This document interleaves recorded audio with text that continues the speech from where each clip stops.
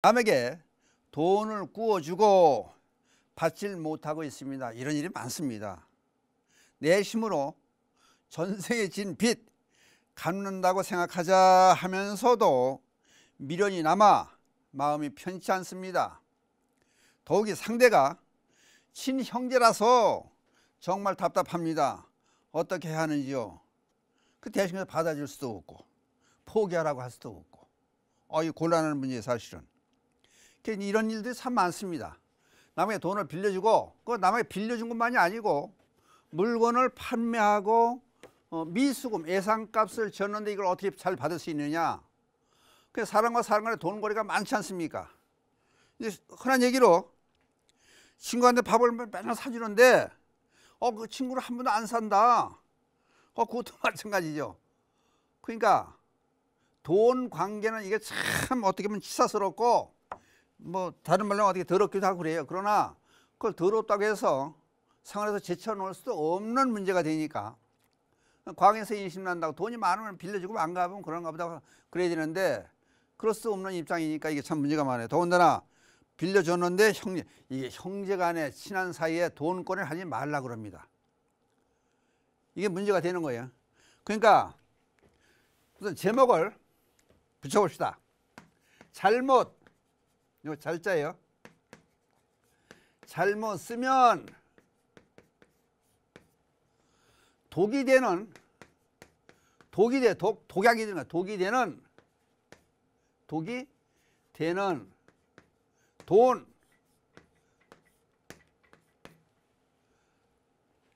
어떤 사람은 그런 얘기를 해요. 뭐니 해도 뭐니가 제일이다. 그리고 뭐 돌고 도는 게 돈이다. 갖다 붙이기도 잘 붙입니다만은 하여튼 이거 보통 문제가 아니에요. 그러니까 아까 말씀드리기를 가까운 사이일수록 돈거래 하지 않는 게 좋다. 그거 아직 모르고 사느냐? 또 그럴 수는 없으니까. 그럼 여기 지금 형제간에 문제가 나왔어요. 형제간에 그러면 어떡할 거냐? 어렵다는데 사업을 하는데 지금 잘못하면 문 닫게 됐다는데 그럼 형제간에 도와달라 그러면은 사실은 그냥 도와주라는 거예요. 그러면 문제가 없죠. 그런데 여유가 없으면은 이게 문제가 생기는 거예요. 잘못하면은 의의를 상하게 돼요. 아니 옆에서 보면 잘 사는 것 같은데 도와달라니까 딴적 핀다 그러면은 의의가 끊어지는 거예요. 그러니까 형제간에도 물론 그렇지만은 친구간에 친구 사이의 돈거래 이게 뭐 돈거래라서 뭐 이자를 받고 빌려준다든지 무슨 뭐 돈놀이 한다든지 이게 아니고 전에 광운사의 신도 한 분이 임원에 있었습니다. 임원으로 있던 분인데 전 부산에서 와서 서울 와서 사는데 고향이 부산이에요. 경상도 말씨가 솔직하기도 하고 뭐 두드러지게 표현을 자유자재를 하는데 저한테 그래요. 스님, 나 죽었어요. 돈 좀 받게 해주세요. 그냥 해결사장 어떻게 돈을 받게 해주냐 했더니 아니 남편 몰래 돈을 2천만 원을 빌려주는데 소꿉친구인데 보살이에요. 보살이면 여자분이에요. 아니 막 나쁜 욕을 막 하는 거예요. 욕을 해. 그 여자들이 하는 욕 있잖아요. 뭐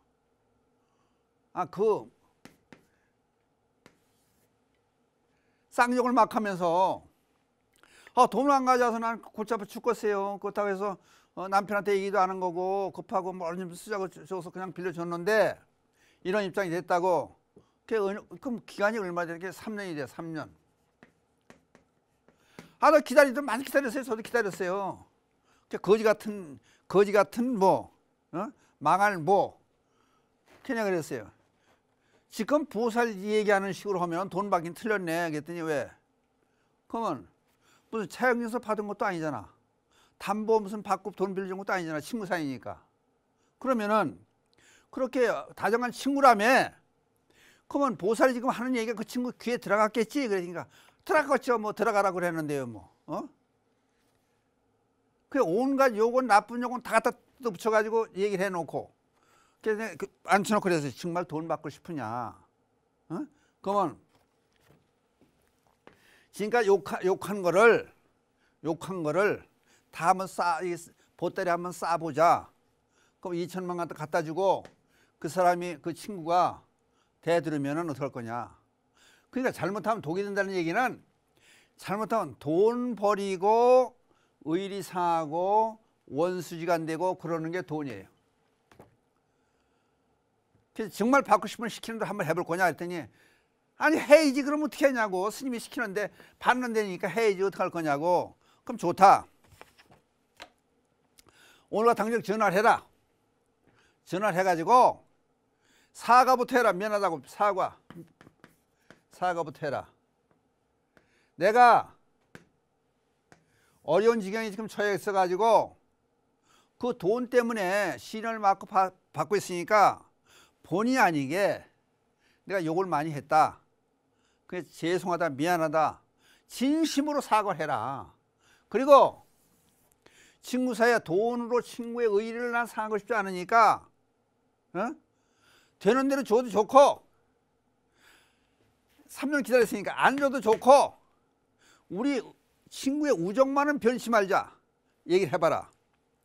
한 일주일 있다 이제 그때 이제 교양대학도 하고 그럴 때 이제 그러니까 그 다음에 왔어요. 그래서 보자마자 내가 그랬어요. 그럼 부산 사는 친구한테 전화를 했냐 그랬더니 아니 전화를 자꾸 하려고 그러면 이게 자존심 상해서 안 되겠다. 내가 왜 그년한테 미안합니다. 걔한테 내가 왜 사과를 하고 내가 왜 먼저 미안하다고 해야 되냐고. 그럼 받지 말으라고 차라리. 그랬더니 그 다음에 한 열흘 있다 이제 왔어요. 가지고 전화를 했다는 거예요. 전화기로 자기 심정을 전부 얘기하고 2시간 동안 통화를 하며 펑펑 울었다는 거야. 둘이 다. 하여튼 이제 요지는 그거예요. 미안하다.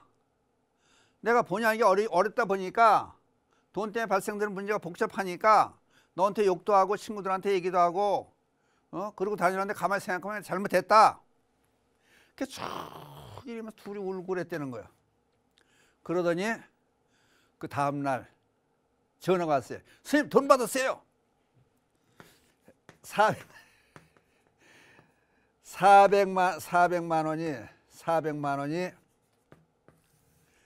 전화한 다음날 송금이 왔다는 거예요. 그러면서 조금씩 해서 보내주는 거예요. 근데 줄 사람이 마음을 내야지 안 준다고 막 욕하고 그런다고 해서 그렇게 되는 게 아니에요. 또 한 가지.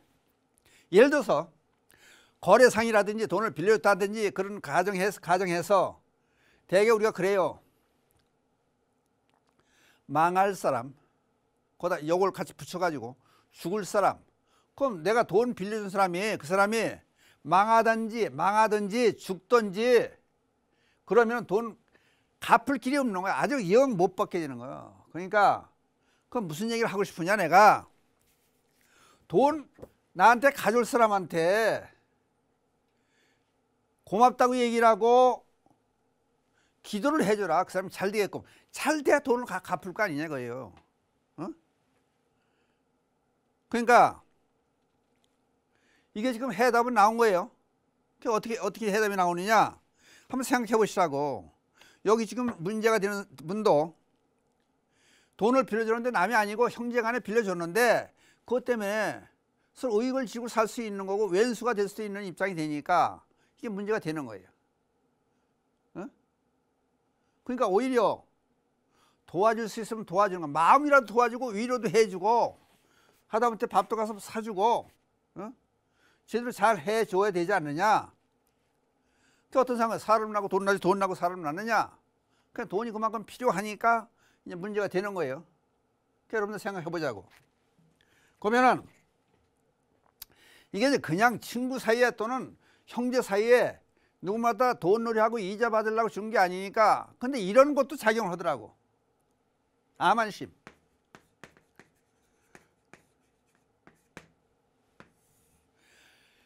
있는 행세라고 잘한다는 행세하고 부자 행세하고, 그럼 그런 행세를 하지만 다른 사람은 자랑만 하고 그냥 많다고 보니까, 예?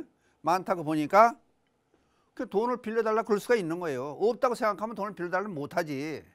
근데 상대방이 돈을 빌리고 좀 어려움에서 벗어나기 위해서 선물도 하고 밥도 사주고 뭐 별 희한한 일들을 많이 해요. 거기에 이제 속아 넘어가는 거예요. 속아 넘어간다면 이상하지만은, 그러니까 자기 잘난 맛에서 빌려주는 것도 많아. 또 어떤 사람은 봐요. 그러면 이제 뭐 이자를 그냥 평상시에 2%로 그럽시다, 이자가. 그러면 5% 줄 테니 이자 줄 테니까, 예? 돈을 빌려달라 그러면 자기 욕심으로 돈 빌려주는 거예요 또. 이자 많이 받을 생각에 이득을 취하기 위해서. 근데 그렇다고 해서 담보를 받고 무슨 뭐 채용증을 쓰고 정식으로 공증을 받고 다 해도 없는 데는 할 수 없는 거예요. 없는 데는. 그게 차라리 도와준다는 생각 가지고도 빌려줄 수 있는 거예요, 사실은. 그러니까 형제간에, 지금 형제간에 문제가 나왔는데 내 주위에서 본 신도들 중에 그런 사람도 많고 내 주변에 있는 것도 그래요. 그 가끔 의논해요. 걱정하고 그러면은. 그럼 차라리 당신이 동생한테, 형님한테, 누님한테 얼마를 그냥 줄 수 있겠느냐. 그럼 그냥 준다고 생각하고 주어라, 그냥. 빚는다고 생각하고 받을 생각 말고 주어라. 돈은 주고 받는 것이다, 서로. 근데 희한한 게요. 돈 거래에 대해서 얘기를 할게요. A라는 사람과 B라는 사람이 일방적으로 한쪽에 돈을 빌려달라 그러든지 수금을 받는다든지, 이거 안 돼요. 사람한테는 미묘한 심리 문제가 심리가 작용돼. 보세요. 제 얘기를 잘 들어보시라고. 예를 들어서 1,000만 원 필요하다. 1,000만 원. 누구마다 담보로 설정해 주든지 무슨 차용증을 써주든지 공정을 해주든지 다 좋아요. 그럼 1,000만 원을 빌리려면은 상대방한테 나 친한 사이든지 아는 사람, 모르는 사람은 돈을 안 빌려주니까 은행에서 빌리려면 담보 제공을 한다든지 그만 대가를 지불해 빌려주는 거 아니에요. 그러면 이제 사람과 사람 간의 관계예요. 1,000만 원을 빌리려면은 2,000만 원을 얘기해 봐라고요. 내가 이상한 궤변을 늘어놓는다고 생각하지 마시고, 상대방에게 1,000만 원 빌려다면 1,000만 원 여기 딱 내놓는 사람은 없어요, 되게. 왜냐? 담보 설정을 받고 채용증을 받고 공정을 받았으라도 그냥 상대방이 요구하는 그냥 들어주면은 내가 손해보는 것 같은 거예요. 묘한 심리가 작용이 되는 거예요. 그러니까 상대방에게 2,000만 원만 꼭 필요하니까 빌려달라. 그러면 이쪽에서 빌려줄 의사가 있으면은 깎아요, 깎아. 1,000만 원 가지면 안 되겠냐? 그러니까 나도 챙기는 게 있어야 되는 거예요.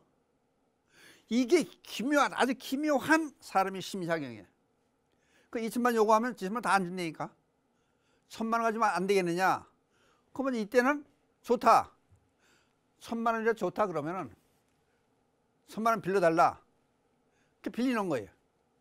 예를 들어서 수금을 하러 가요. 수금. 물건을 주고 예상으로 주고 돈을 받으러 간 거예요. 근데 예를 들어 똑같은 현상이에요. 1,000만 원을 받고 싶으면 회사에서 1,000만 원을 갖다가 봉급도 줘야 되고 다른 물품 구입 때문에 1,000만 원을 받으러 가면은 그다음에 요구를 2,000만 원을 요구하는 거예요. 수금 2,000만 원을 좀 오늘 줬으면 좋겠습니다. 그럼 상대방에서는 2,000만 원 다 주면 물건을 내가 사온 거 예상값을 갚아주는 건데도 상대방이 말하면 그대로 들으면 손해나는 것 같은 생각이 드는 거예요. 그럼 그때 그래요. 1,000만 원 가져가면 안 되냐? 그 내가 소개물 1,000만 원 받는 거예요. 그럼 또 한 가지 다른 걸 비율해서 설명을 해요. 여기 이제 A라는 남자와 B라는 여자가 있어요. 그러면 얘기를 해요. 이 심리적인 문제 이거 가지고 이제 갖다 결부시켜 보는 거예요. 데이트가 하고 싶은 거예요. 그러면은 무슨 얘기를 하냐면은 이게 남자라고 생각하고 좋고 여자라고 생각해도 좋아요. 여자한테 그런 얘기를 하는 거야. 오늘 저녁에 또는 내일 저녁에 저녁 먹고 저녁 식사하고 차 한 잔 같이 하자.